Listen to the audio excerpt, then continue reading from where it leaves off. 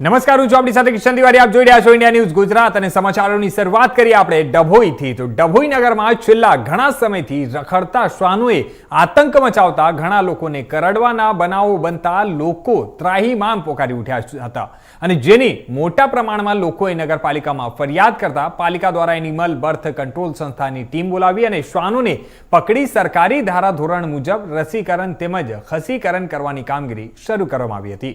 ઉલ્લેખનીય છે કે ડભોઈ નગરના અલગ અલગ વિસ્તારોમાં રખડતા શ્વાનોની સંખ્યા જે છે તે ખૂબ જ વધી રહી છે અને જેના કારણે છાસવારે રાહદારીઓને શ્વાન કરડવાનો બનાવ વધી રહ્યો છે.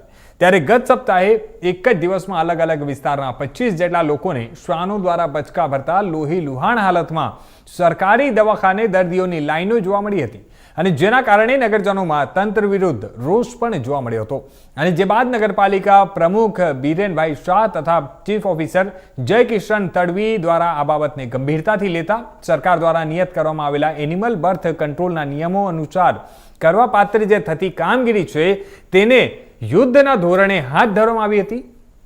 અને જણાવી દઈએ કે કાર્યવાહીના ભાગરૂપે ડભોઈમાં આતંક મચાવનાર શ્વાન સહિત અન્ય 20 જેટલા જે શ્વાનો હતા તેને એનિમલ બર્થ કંટ્રોલ સંસ્થાની ટીમ દ્વારા પકડી પાડી અને પાંજરે પૂરવામાં આવ્યા હતા.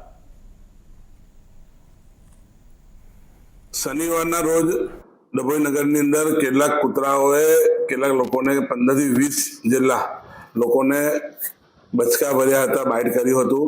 જેના અનુસંધાને સરકારશ્રીની ગાઈડલાઈન પ્રમાણે એનિમલ બર્થ કંટ્રોલ ના કોન્ટેક્ટ કરી અને અમે સીઓ સાહેબના સંકલનથી આ કામગીરી કરી હતી અને આજરોજ એ લોકોની એજન્સી આવતા 15 થી 20 જેટલા કૂતરાઓને લઈ ગયા હતા, જેનું ખસીકરણ અને રસીકરણ કરી પાછા રાબેતા મુજબ એ જગ્યા પર એને છોડી દેવામાં આવશે.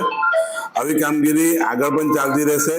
મારી નગરજનોને અપીલ છે કે આવા કોઈ કૂતરા કોઈ પ્રાણી જ્યાં પોતાના વિસ્તારમાં રહેતા હોય તો નગરપાલિકાને આજ રોજ ડભોઈ નગરપાલિકા દ્વારા જે 2 દિવસ પહેલા કિસ્સો બન્યો હતો કે જેમાં શ્વાનો દ્વારા રાહદારીઓને બચકા ભરવાની ઘટનાઓ બની હતી, તેના અંતર્ગત નગરપાલિકા એક્શનમાં આવતા અમે એનિમલ બર્થ કંટ્રોલ રૂલ્સ અંતરના નિયમો અંતર્ગત જે કાર્યવાહી કરવાની હોય તે હેઠળ આજે 20 થી વધુ કૂતરાઓને પકડવામાં આવ્યા છે, જેમાં એમનું ખસીકરણ તથા રસીકરણની કાર્યવાહીઓ પણ હાથ ધરવામાં આવશે. 20 થી વધારે. ગાયો માટે પણ અમે આ એક્શન પ્લાન બનાવીને તૈયાર કર્યો છે, જેની અંતર્ગત અમે જે નવા ટેન્ડર ને બધું કરવાનું હોય તેની પ્રક્રિયા હાલ ચાલુમાં છે.